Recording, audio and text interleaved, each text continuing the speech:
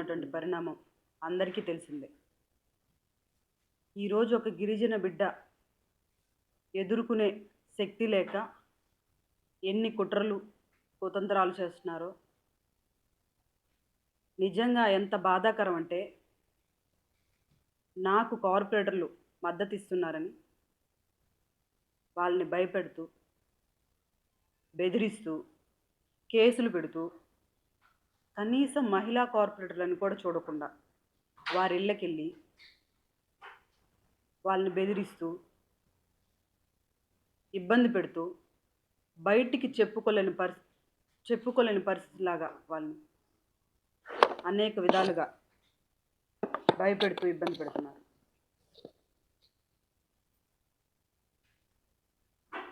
నాకు ఈ మేయర్ పదవి ఇచ్చినందుకు గాను జగన్మోహన్ రెడ్డి గారికి ఎప్పుడూ మేము రుణపడి ఉంటామని, అదేవిధంగా నాకు ఈరోజు ఇంత కష్టం వచ్చిందని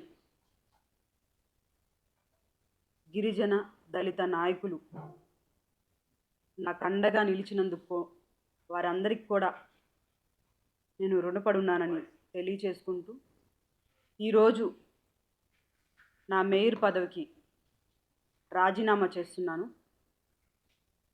రేపు మార్నింగ్ వెళ్ళి కలెక్టర్ కూడా అందించడం జరుగుతుంది.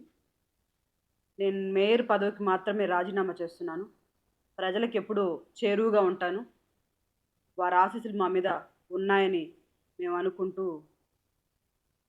ఈరోజు నన్ను ఈ మేయర్ పదవి నుంచి దించడానికి ఇన్ని కుట్రలకు పాల్పడుతున్నారో, కార్పొరేటర్లను కొట్టిస్తారు, బెదిరిస్తారు, మహిళా కార్పొరేటర్లను కూడా చూడరు, వాళ్ళ ఇళ్ళకి ఏ టైంలో అంటే ఆ టైంలో వెళ్ళడం, ఇన్ని కుట్రలు చేస్తున్నటువంటి ఈరోజు నన్ను దించేస్తున్నందుకు గాను, నాకెవరైతే ఈరోజు నన్ను మేయర్ పదవిలోంచి ఉంచకూడదు అనే ఒక దూర ఆలోచనతో దీన్నంతా చేస్తున్న వారందరికీ కూడా, ఒక గిరిజన బిడ్డ పదవుల్లో ఉండకూడదు అని ఇంత నీచంగా ఆలోచించి, ఇంత నీచంగా కొన్ని రోజులుగా జరుగుతున్నటువంటి ఇన్ని నీచాతి పనులు చేసిన వారికి ఈ గిరిజన బిడ్డ ఉసురు తగలకపోదని నేను చెప్తున్నాను.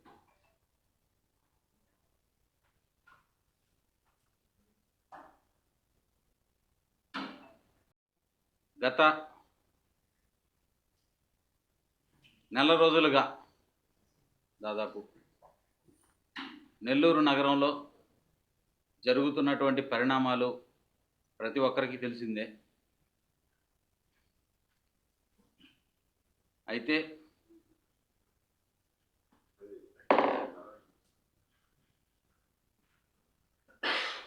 ఈ సందర్భం వచ్చినప్పుడు మేయర్ గారు కానీ, మేయర్ గారి భర్తగా నేను కానీ ఒకటే నిర్ణయించుకున్నాం.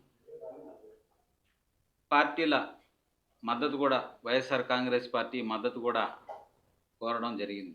కాకాని గోవర్ధన్ రెడ్డి గారిని, చంద్రశేఖర్ రెడ్డి గారిని, అన్న విజయ్ కుమార్ రెడ్డి గారిని మేము కలిసి మీ మద్దతు ఇవ్వాలని చెప్పి వారిని కోరడం జరిగింది. అయితే ఆ సందర్భంలో వాళ్ళు పార్టీకి రాజీనామా చేస్తున్నారు. దానివల్ల మనం పార్టీ పరంగా, వ్యక్తిగతంగా మీకు మా అండదండలు ఎప్పుడూ ఉంటాయి, కానీ పార్టీ పరంగా మన సిద్ధాంతాలు పెద్దలతో మాట్లాడాలి, ఇలాంటి చాలా ప్రాసెస్ ఉంటుంది. కాబట్టి ఈ సందర్భంలో వెంటనే పార్టీ నిర్ణయం తీసుకునే పరిస్థితి లేదు అని చెప్పి మాకు చెప్పడం జరిగింది.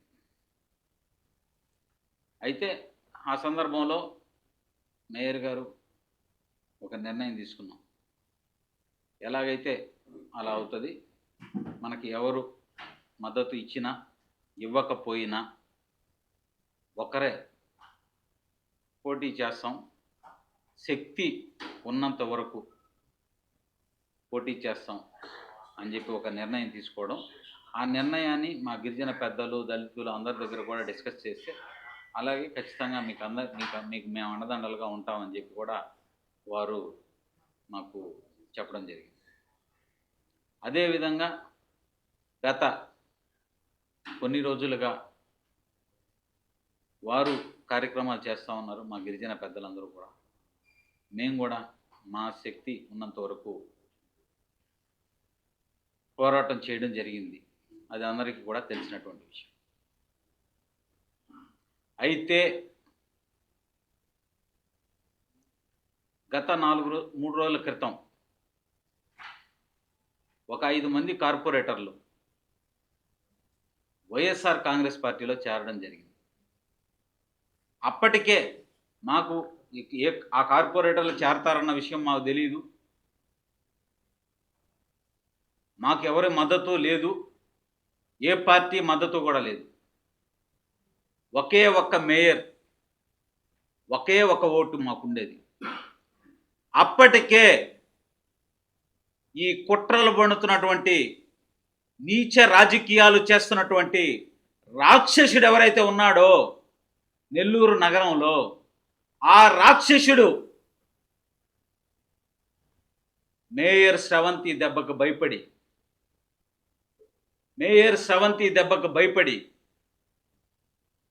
లక్షల రూపాయలు వెచ్చిచ్చి లక్షల రూపాయల అవినీతి సొమ్ము వెచ్చిచ్చి ఫ్లైట్ టికెట్లు వేసాడు. విలాసవంతమైన భవనాలు కార్పొరేటర్లని తరలించేందుకు అప్పటికే భయభ్రాంతుల్ని చేస్తూ ఉన్నాడు. జరుగుతున్నటువంటి పరిణామంలో ఒక 5 మంది కార్పొరేటర్లు జగన్మోహన్ రెడ్డి గారి సమక్షంలో వైఎస్ఆర్ కాంగ్రెస్ పార్టీలో చేరడం జరిగింది. అది వారి నిర్ణయం. వారేదో వైఎస్ఆర్ కాంగ్రెస్ పార్టీలో చేరిపోయారని చెప్పేసి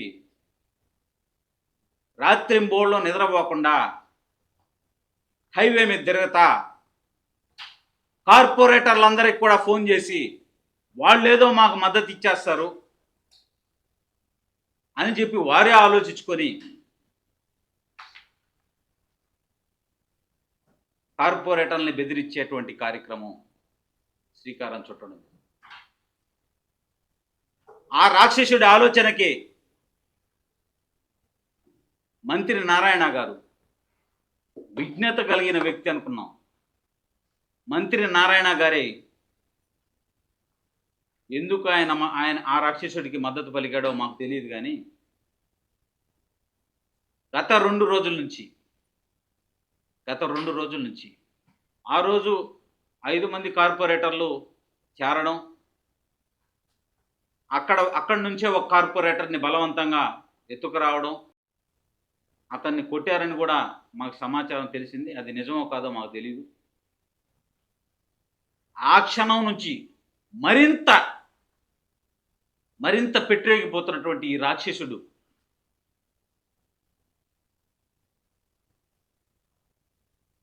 దాష్టికం ఎంతవరకు చేరిందంటే మహిళా కార్పొరేటర్లని సైతం ఇళ్ళకు పోయి మహిళా కార్పొరేటర్లని కూర్చోబెట్టి వారి ముందే వారి భర్తలను కూడా నానా రకాల హింసలకు పెట్టే పరిస్థితికి చేరుకున్నారు.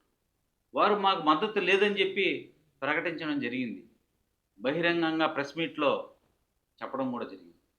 అయినా కానీ వారేదో మాకేదో చేసేస్తారు, ఓడిపోతాం అనే భయంతో వీరు చేస్తున్నటువంటి ఆకృత్యాలు అంతా ఇంత కాదు. ఈ అత్యవసర విలేకరుల సమావేశం ఈ సమయంలో పెట్టడానికి కారణం కూడా అదే. మహిళా కార్పొరేటర్లు ఎంత ఇబ్బంది పడుతున్నారంటే కనీసం మాటల్లో చెప్పలేనటువంటి పరిస్థితి. అటువంటి పరిస్థితుల్లో ఈ రాక్షసుల దాష్టికం ఆగదు.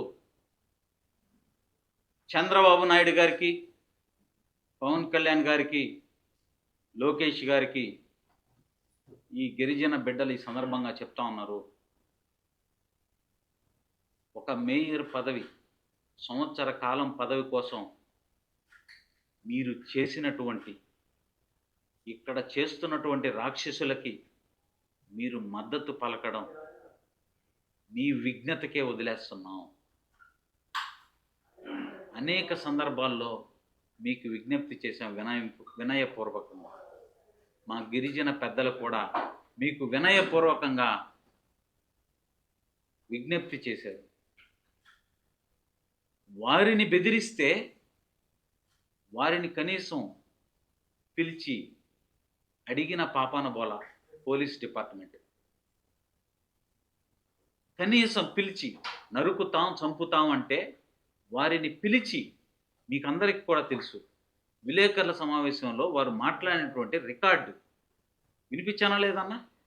అందరికీ వినిపించాను. ఎస్పీ గారికి వాట్సాప్లో పెట్టాం, చంద్రబాబు నాయుడు గారికి మెయిల్లో పెట్టాం. గత 5 రోజులుగా జరుగుతోంది. కనీసం వారిని పిలిచి ఏం జరిగింది, మీరు వాళ్ళని బెదిరించారా లేదా అని కూడా ప్రశ్నించినటువంటి ప్రభుత్వం ఇది. మా మీద చేసే ప్రతిదాన్ని కూడా మేము భరిస్తూనే ఉన్నాం. మా కన్నీళ్ళు ఈ ప్రభుత్వానికి కళ్ళు తెరిపించకపోవచ్చు, కానీ సాటి కార్పొరేటర్ల కన్నీళ్ళు, సాటి కార్పొరేటర్ల ఇబ్బందులు, వాళ్ళ కుటుంబ సభ్యుల్ని, భార్యాభర్త లేకపోతే వాళ్ళ బామర్దుల్ని, వాళ్ళ అన్నల్ని, తమ్ముళ్ళని, భర్తల్ని, ఎవరు దొరికితే వాళ్ళని చిత్రహింసలకు గురి చేస్తూ ఉన్నారు.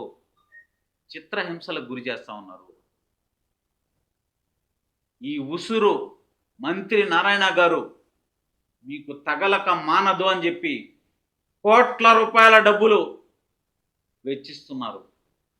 అవినీతి సొమ్ముతో ఈరోజు చెప్తున్న మంత్రి నారాయణ గారికి, కోటంరెడ్డి శ్రీధర్ రెడ్డికి, కోటంరెడ్డి గిరిధర్ రెడ్డికి, విజయ్ భాస్కర్ రెడ్డికి, ఈ గిరిజన బిడ్డ పోరాటం ఆగదు అని చెప్పి మీ రాజకీయ అంతం పలికేదాకా ఈ గిరిజన బిడ్డ పోరాటం ఆగదు అని చెప్పి ఈ సందర్భంగా తెలియజేస్తాం. పెద్దలందరికీ కూడా, మా గిరిజన పెద్దలకి, దళిత నాయకులకి, మైనారిటీ నాయకులకి, బీసీ నాయకులకి చేతులు జోడించి ప్రార్థిస్తున్న పరిస్థితిని ఈ సమయంలో ఉదయం కూడా మేము కార్యక్రమం నిర్వహించడం జరిగింది మా గిరిజన పెద్దలతో కలిసి. ఇంత హుటాహుటిన ఈ నిర్ణయం తీసుకోవడం మిమ్మల్ని అందరి సంప్రదించేటువంటి చెప్పగలిగిన వరకు కొంతమందికి తెలియజేయడం జరిగింది. మిమ్మల్ని అందరినీ కూడా సంప్రదించి నిర్ణయం తీసుకోవాలని కూడా అనుకున్నాం. కానీ కొంతమంది పెద్దలు వారు చేస్తున్నటువంటి దాష్టికాన్ని, ఆ దుర్మార్గాన్ని చెప్తే నిజంగా అది వినడానికే మనసు చెలించిపోతూ ఉంది. ఈ నీచ రాజకీయాలు చేసే ఈ రాక్షసులకి ఏం చెప్పాలో అర్థం కావట్లేదు. వాళ్ళ విజ్ఞతకే వదిలేస్తున్నాం. మీకు బిడ్డలున్నారు, గుర్తు పెట్టుకోండి. మీకు కూడా బిడ్డలున్నారు, వారు బాగుండాలని మేము మనస్ఫూర్తిగా కోరుకుంటున్నాం. మీరు మాత్రం ఈ గిరిజన బిడ్డ కన్నీటికి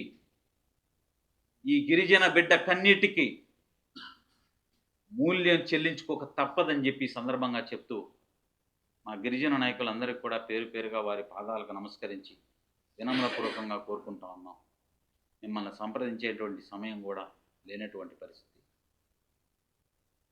ఏది ఏమైనా మీరు మా వెంట ఉంటారని ఆశిస్తూ సవాల్ విసిరా. ఇక్కడి నుంచే భయపడ్డానా? కోటంరెడ్డి శ్రీధర్ రెడ్డి గురించే మాట్లాడా. రేపటి నుంచి మంత్రి నారాయణ రేకుల షెడ్డులో